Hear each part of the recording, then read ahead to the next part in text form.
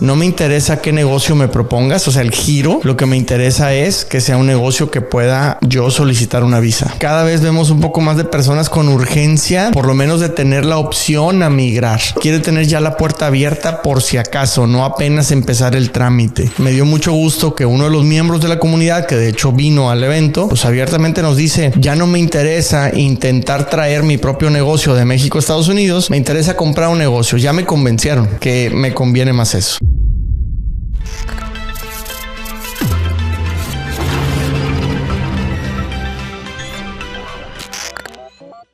Bienvenidos a Comprando América. Seguimos Comprando América con mi socio y amigo Diego Alcalá. El día de hoy platicando de un resumen de lo que fue nuestra última cumbre, nuestra tercera cumbre, nuestra más reciente, no es última, nuestra más reciente cumbre de negocios y emprendimiento, nuevamente en nuestra casa en Houston, Texas. Y ¿con qué te quedas, Diego, de esta cumbre? Yo tengo 2-3 puntos que voy a comentar el día de hoy, pero... Es una muy buena pregunta, pero creo que me quedo con las ganas de hacer más cumbres porque yo me sorprendo de todo lo que aprendemos en cada cumbre de la gente que llevamos. En este caso, creo que hubo un par de temas que completamente nuevos para nosotros. Me quedo también con la capacidad de Tomás de siempre darle vueltas a un mismo tema y hacerlo muy dinámico y muy interesante, a pesar de ser un tema que conocemos. Y por último, y creo que más importante, me quedo con la gente, con su involucramiento, con su interés y con cómo, con un poco no un poco, pero con la información correcta y las personas correctas, cómo es fácil vislumbrar todo lo que se puede hacer. Me quedo con eso. Ahorita que mencionas a Tomás Reséndez, nuestro abogado de inmigración, y hablamos principalmente de 3 visas, nuevamente, la visa E1, la visa E2, la visa TN, y me llamó mucho la atención que nos dice cosas nuevas, a pesar de que hemos platicado con él mucho en el podcast de las cumbres en las que siempre es bombardeado de interrogantes. Y lo cierto es que Tomás viene y nos trae pues varios temas nuevos, ¿no? Siempre lo último de lo que estamos viendo, de las últimas visas, etcétera, ¿no? De las últimas solicitudes. Entonces... interesante que seguimos explorando la visa E1, que sigue siendo muy desconocida para mexicanos. Respecto a la visa E2, nos sigue comentando, se siguen viendo los mínimos $50,000 de 2 o 3 meses de espera. Mencionó que ya 2-3 casos se los reagendaron y mencionaba que en este caso, el consulado está revisando un poco más el tema de los financieros a la hora de renovar, sobre todo, ¿no? La importancia del plan de negocios, la importancia de generar actividad económica, y él dice, pues bueno, actividad económica, entre paréntesis, generar empleo. Pero pues dentro de los puntos interesantes es que nos está poniéndole check, la palomita, al proyecto que tenemos de distribuciones en Estados Unidos. Un proyecto del que ya hablaremos en algún podcast en específico, pero digamos que nos está dando un asesoramiento para ayudar a muchas personas que puedan invertir un monto entre $100, $130,000 a que se saquen una visa a través de una distribución. Pero bueno, entonces Tomás aquí cerca nos responde dudas, nos dice, estamos bien, vamos a avanzar con eso. Siempre que viene me deja un reto nuevo y me dijo, oye, y viendo ese plan, si le moviéramos aquí y acá, ¿no crees que...? Y entonces nos deja pensando y bueno, siempre retándonos para tratar de ayudar al que quiere sacar visa, ¿no? Entonces, un tema muy interesante. Fíjate que en el tema fiscal, y estuvo también, obviamente, Dani Palacios, es un tema aburrido. Sin embargo, me llamó la atención, hoy en la mañana, mi hijo menor estuvo ahí un buen rato a la tarde, y sobre todo cuando estaban hablando de impuestos. Y me dice, lo que más me gustó es cuando hablaban de impuestos. Y me llama la atención que un muchacho de 17 años te diga, me llamó la atención que hablaran de impuestos y me gustó. Y él me decía, es que explicó mucho referente a las ganancias de capital, a las ganancias de la bolsa, etcétera. Y los jóvenes como ustedes están muy preocupados por ganar dinero en bolsa, ¿no? Entonces, ¿cómo me va a afectar eso a mis impuestos? Pero ya lo están considerando. Ni esperanzas que a mi edad yo estuviera preocupado por cuánto voy a ganar en bolsa. Segundo, porque no estaba disponible para nosotros. Y segundo, cómo me afecta esto en mis temas fiscales. Ya están pensando en cómo le hacen los que pueden y los que tienen para no pagar tantos impuestos, ¿no? Entonces se mencionaron brevemente algunas estrategias fiscales, de las cuales pues no existen en México, no existen en Latinoamérica la mayoría de ellas. Y pues me pareció muy interesante el que siempre estemos complementando visas, tema fiscal, cómo nos afecta, muy específicamente para los extranjeros, o sea, los mexicanos, todos prácticamente éramos mexicanos los que estábamos ahí, pero cómo afecta a un mexicano que quiere venir a Estados Unidos. También muy interesante, abriste con algo que teníamos las dudas de en qué momento tocar el tema sobre el estado de la relación comercial y la situación económica de México. Quisiera preguntarte qué respuesta ves a eso, porque cuando tú estás hablando del tema es muy diferente yo estar de oyente a tú ver las caras de las personas que te están escuchando y digamos reaccionando en tiempo real a lo que comentas. ¿Qué crees? ¿Los ves sorprendidos? ¿Los ves como pues nada nuevo? Me estás tocando un tema que conocemos, tal vez por eso estoy aquí. Pero ¿qué respuesta percibes? No sé si alguien por fuera te haya tocado el tema en relación a todos los datos que comentaste. Sí, bueno, mencionamos el tema de crecimiento, temas de inflación, temas de tipos de cambio, tasas de interés, cómo están relacionados entre ellas. Y también pensamos en o comentamos pues la relación México, China, Estados Unidos, China, la guerra comercial, aranceles, incertidumbre, entonces obviamente temas de inseguridad, cómo están las cosas en México. Lo cierto es que obviamente la gran mayoría tiene conciencia de esto, pero el hacer un resumen y repasarlo como que reafirma un sentimiento que muchos tienen. Hubo una persona que, un tema muy importante que yo comenté es que las últimas 2 semanas he platicado con 3 personas y las 3 personas me dicen, no me interesa a qué ciudad irme a vivir, no me interesa qué negocio me propongas, o sea, el giro, lo que me interesa es que sea un negocio que pueda yo solicitar una visa. Cada vez vemos un poco más de personas con urgencia de migrar o por lo menos de tener la opción a migrar. Y dice, no me quiero ir necesariamente de México, pero quiere tener ya la puerta abierta por si acaso, no apenas empezar el trámite. Entonces, y estando en la cumbre, pues otra persona más se suma a la ecuación, ¿no? Entonces, definitivamente, como lo comentaba ahí, pues sí, tenemos el resumen. Creo que muchos de los datos no son nuevos para ellos, pero les hace sentido hacer el resumen, el repaso y de cierta manera confirmar que no son los únicos, sino que hay muchas personas con ese sentimiento. El problema, y ahí sí pienso que muchos no lo tenían contemplado así, es que en México se han ofrecido tanto las inversiones en real estate. Hay programas de radio de horas a nivel nacional, comprados obviamente, de empresas, muchas de aquí de Texas, algunas de Arizona, algunas de Florida, anunciándose con panorámicos, con podcasts, yendo con influencers, etcétera, para promover el invierte en real estate en Estados Unidos. Y real estate, entiéndase, casas. Entonces, aventamos un montón de datos de cómo está la situación del real estate y ahí sí noté algunas sorpresas de, caray, o sea, pues yo sí he visto un montón de anuncios. De hecho, una persona nos dijo, pues estoy considerando o eso o lo que ustedes traigan, ¿no? Y no por tirarle a otras empresas, pero sí que sepan cómo está el mercado allá afuera, ¿no? Entonces, eso sí definitivamente vino a abrir un poco los ojos y al decir, me gustaría escuchar otras cosas. Entonces, de a poquito, paso a paso, pienso que estamos logrando abrir la mente a no todo es comprar una casa y rentarla, o no todo es remodelar una casa y venderla. sino que hay otro tipo de negocios. De hecho, hablamos también de real estate como oportunidad de negocios, pero en un giro o en un nicho del que nadie en México está hablando. Que ahora que tocas el tema, ¿qué aprendiste con Joe? Que siguió después de ti, ¿no? Yo me estoy queriendo ya ir a recapitular. Sí, pues es que no estamos ni en orden, ¿no? En cómo fue el día, pero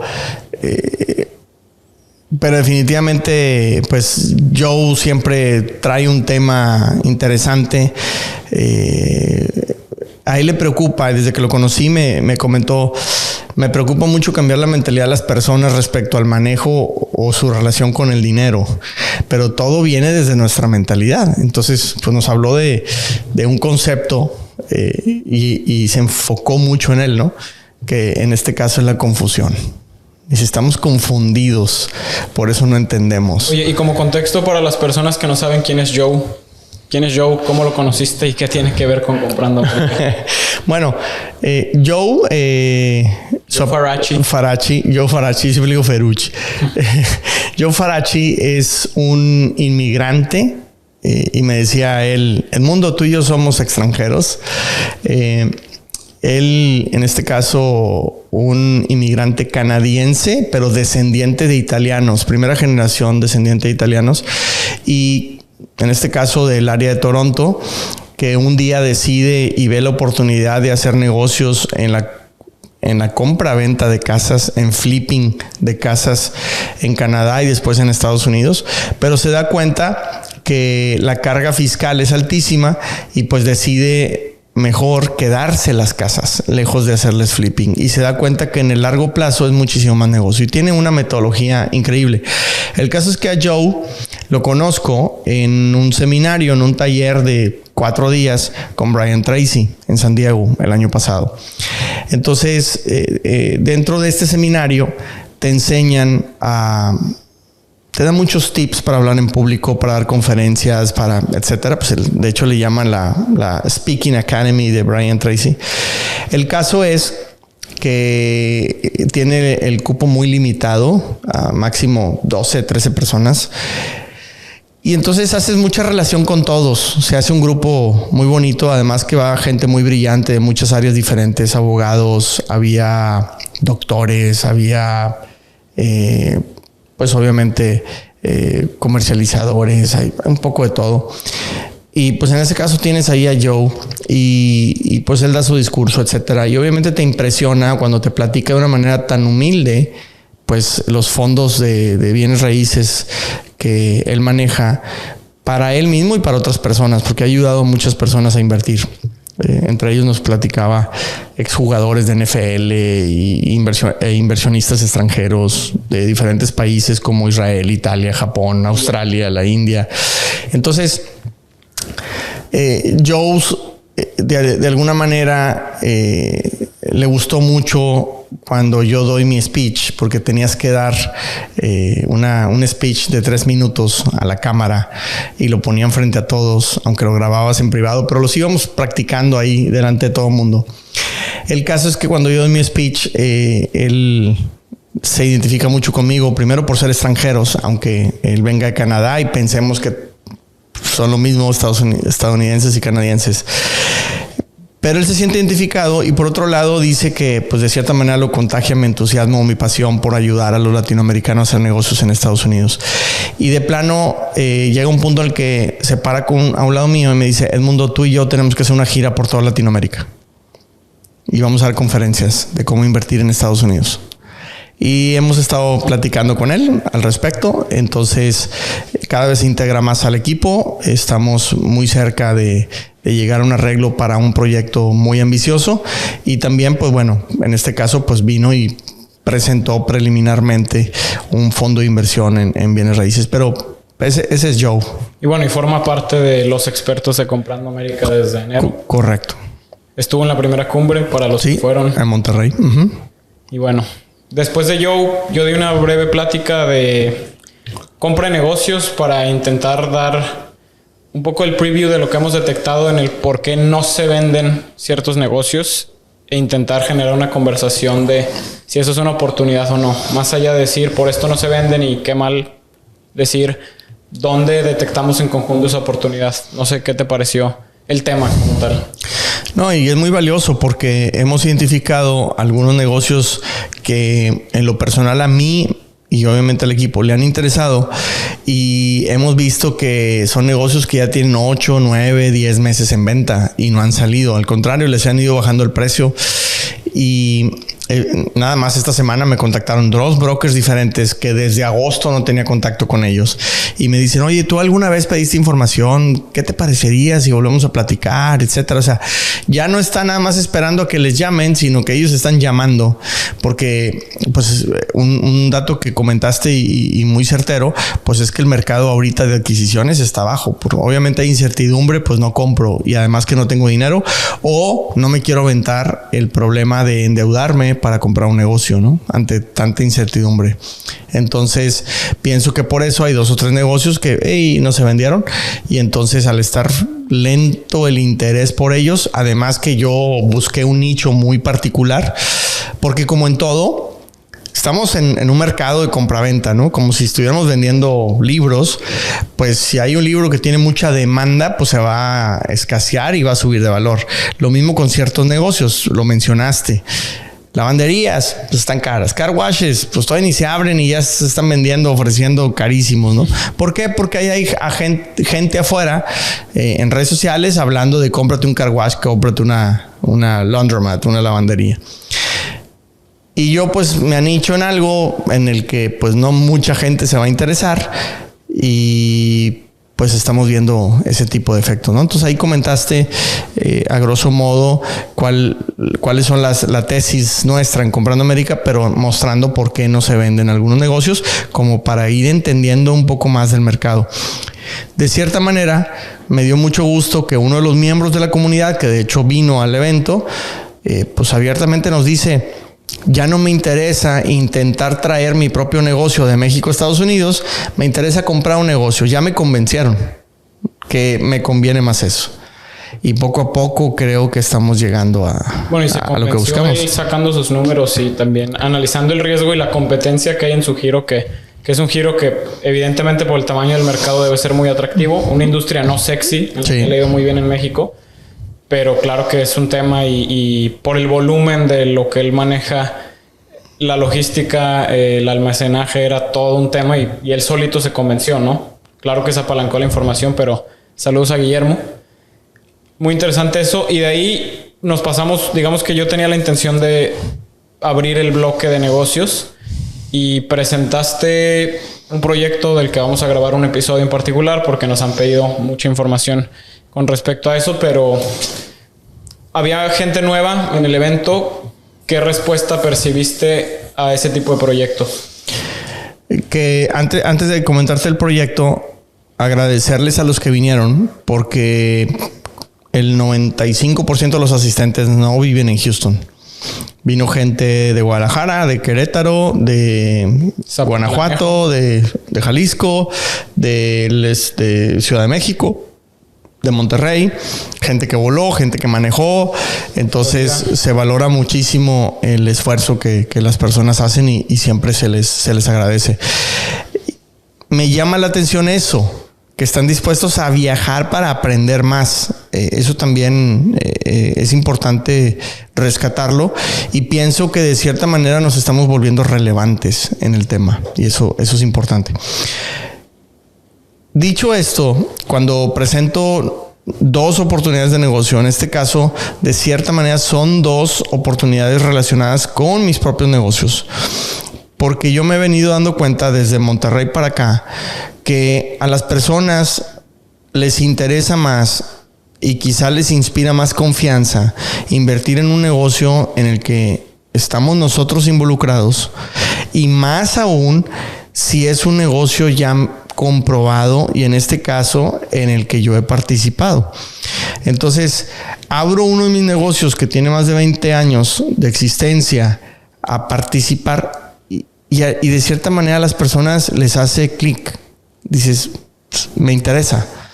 Me gustó mucho un comentario de uno de los asistentes. Dice, es que de los 2 proyectos que presentaste ni a cuál irle. O sea, no para mal, los 2 están muy buenos, quisiera participar en ambos. Con tickets, ¿no?, similares. Con tickets similares. Uno que no te ofrece la posibilidad de una visa, otro que sí te da la posibilidad de una visa en el mismo ticket. Si le aumentas el ticket al que no, definitivamente podría decir casi cualquier negocio te pudiera dar visa.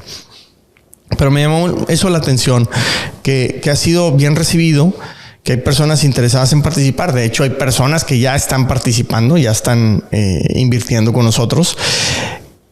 Y les agrada eso, que Edmundo y su equipo, el equipo de Comprando América, está involucrado.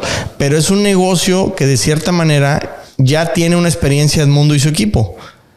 Porque ya hay vivencias, ya hay aprendizajes, ya se mejoró, ya se fracasó, ya se optimizó, etcétera.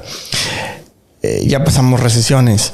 Entonces, no es que le esté comprando el negocio a Edmundo, sino que me estoy sumando en un proyecto para ayudar a crecer el negocio de Edmundo, pero obviamente eso le permite a la persona que invierte pues recibir rendimientos interesantes.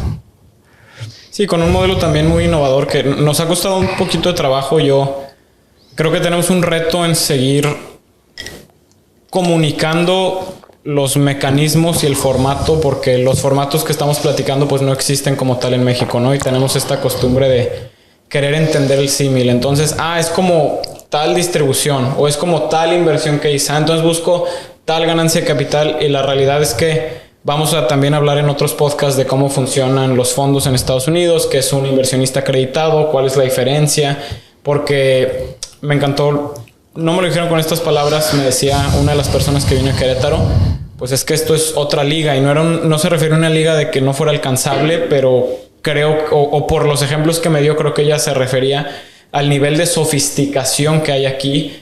Y como esa sofisticación no busca hacer las cosas complejas, sino proteger al inversionista, ¿no? Por ejemplo, tú sabes del mecanismo del inversionista acreditado, que es para que la gente no juegue una estrategia kamikaze de inversiones cuando acumula algo de capital, cosa que sí pasa en México. Uh-huh. Sin mencionar que muchas cosas en México, por falta de certezas jurídicas, pues terminan siendo desleales para el que invierte.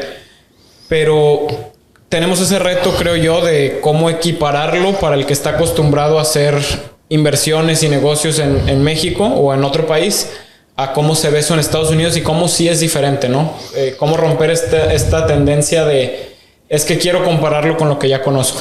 Por ejemplo, ese reto yo lo veo muy marcado en la cuestión de las preventas de acciones, que bueno, también es algo que vamos a platicar más adelante y es información un poco más reservada para otros formatos, pero ¿estás de acuerdo que siempre se atoran las preguntas en esa parte en particular? Porque ¿qué hay similar a eso en México, no? Uh-huh. Pero también agregar que estos modelos han ido moviéndose precisamente por las preguntas o dudas que han generado con las personas con las que nos acercamos. De hecho, ninguno de los dos proyectos que presentamos ahora, que no son nuevos porque de cierta manera ya los habíamos analizado o de una manera muy tímida mencionado en enero, en nuestra primer cumbre. Lo cierto es que con las sesiones que hicimos con personas interesadas en participar después, fuimos aprendiendo y sobre todo viendo cómo resolver sus necesidades. Entonces, creo que ese es un gran plus de Comprando América, porque lo cierto es que no estamos descubriendo el hilo negro. Hay personas que ya han comprado decenas de negocios, hay gente que ya tiene masterminds, existen varios masterminds de compra de negocios en Estados Unidos, pero todos están enfocados al ciudadano estadounidense de habla inglesa. Entonces, nosotros lo estamos adaptando al mercado latinoamericano, muy específicamente al mexicano, pero lo estamos adaptando a nuestra cultura, a nuestra forma de hablar, a nuestra realidad y hacia el cómo puedo traer dólares yo para acá, el cómo puedo abrir la empresa para comprar un negocio, cómo puedo a la vez obtener una visa, cómo puedo, etcétera. Entonces, y esto que dices es bien interesante. Además de esto, ¿cómo te simplifico el análisis para que lo puedas comparar contra algo que ya existe en tu realidad?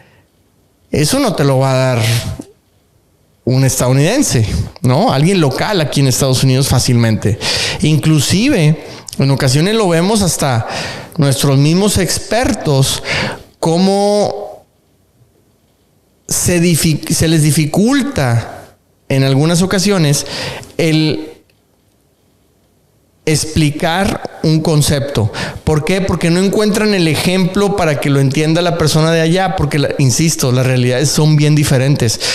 Yo siempre me he pensado que tengo una gran ventaja, o mi experiencia internacional, mi relación con el mercado americano, con fabricante mexicano, pues entiendo cómo piensan los dos, o cómo piensan los dos. Y ahí, pues yo sé que en México, yo bromeo mucho cuando hablamos por ejemplo, en temas fiscales, de estrategias fiscales, y está Dani explicando algo, etcétera, y pues yo bromeando lo aterrizo a, no, pues es que ya compramos facturas. Pero Dani no existe, o sea, para Dani Palacios no existe esa realidad en Estados Unidos, no entiende el chiste o la anécdota, porque aquí eso no existe prácticamente, no es necesario, ¿no?, realizar ese tipo de estrategias. Entonces, creo que esa es una gran fortaleza que tenemos, el que hemos ido adaptando no nada más el programa, las asesorías o los expertos, sino también obviamente los proyectos. Sí, el valor de esa continuidad, ¿no? Que creo que es en cómo ha evolucionado a lo largo de estos meses. Creo que a pesar de todos los beneficios, valoran mucho esa continuidad y ese acompañamiento en los temas. Y pues cerramos el día con dos de nuestros expertos, Dani Palacios, que ya mencionaste brevemente la parte fiscal, que se volvió a repasar y a dar algunas actualizaciones, porque es un tema que está en constante evolución, al igual que el tema que tocó Tomás Reséndez, que está en constante evolución y que, como lo digo, siempre me sorprende la capacidad de Tomás de darle vueltas y hacerlo muy interactivo y muy interesante para la gente, y como siempre, pues es de los que se lleva más preguntas.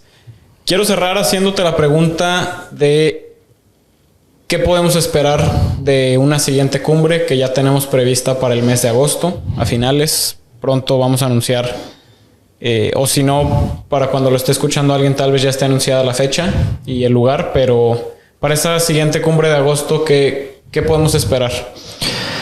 Yo creo que cada cumbre que hemos hecho hemos aprendido y mejorado muchísimo en cuanto a contenido, organización, obviamente expertos. Entonces yo pienso que la siguiente tiene que ser, pues ya lo hemos inclusive empezado a platicar, realizarla hasta en 2 días y no solo uno, porque siempre nos quedamos cortos. Esta cumbre terminó a las 9:30 de la noche cuando estaba presupuestado terminar a las 7. ¿Por qué? Nadie se quería ir, y porque, como bien dicen ustedes, pues el mundo no quiere parar de hablar. Pero lo que queremos es ayudar, ¿no? O sea, y sobre todo maximizar el tiempo, porque, insisto, el compromiso para el que viaja pues es importante.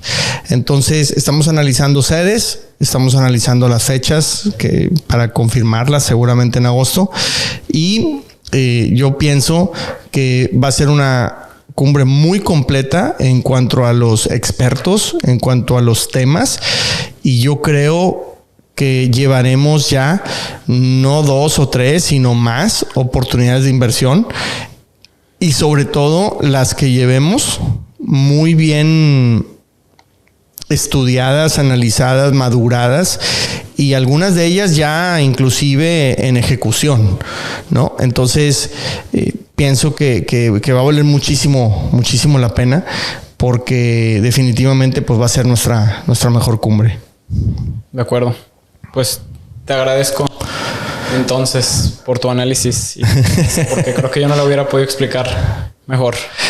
Pues gracias a ti, Diego, y gracias nuevamente a todo el equipo, a todos los que vinieron, a todos los que hicieron posible esta tercera cumbre. Estamos muy motivados en seguir creciendo este grupo. Algo que me gusta mucho es que no hemos favorecido la masificación o la cantidad, sacrificando calidad. Nos hemos enfocado a la calidad, y se está formando un grupo de expertos y de miembros de mucha calidad, y el volumen y la cantidad va a venir por añadidura. Entonces le veo un futuro muy de largo plazo a este gran ejercicio que estamos haciendo. Quisiera hacerte una pregunta de bonus con esto que mencionas que se me vino a la mente, que es, tenemos detectado gente que ha pedido informes de cada una de las cumbres, que tenemos, pues por lo menos concluimos que al menos interés en asistir tienen y quizás no se les dan las fechas, no se les dan las sedes, pero ¿qué le dirías a esa persona que son varias que han estado constantemente interesadas, quizás siguiendo los formatos desde la primera cumbre y por cualquier razón no han podido asistir? Pues que vayan separando por ahí de la tercera semana de agosto, que no hagan planes. Yo creo que ya estarán en clases, de regreso en clases los niños. Así es que separen fechas, prepárense muy posiblemente para viajar, obviamente. Va a valer mucho la pena. Y lo otro es que seguramente vamos a organizar viajes, porque estoy en constante movimiento y entonces lo que estamos empezando a realizar también pues es otro ejercicio un poco más informal, que son las cenas de negocios, las cenas de oportunidades de inversión.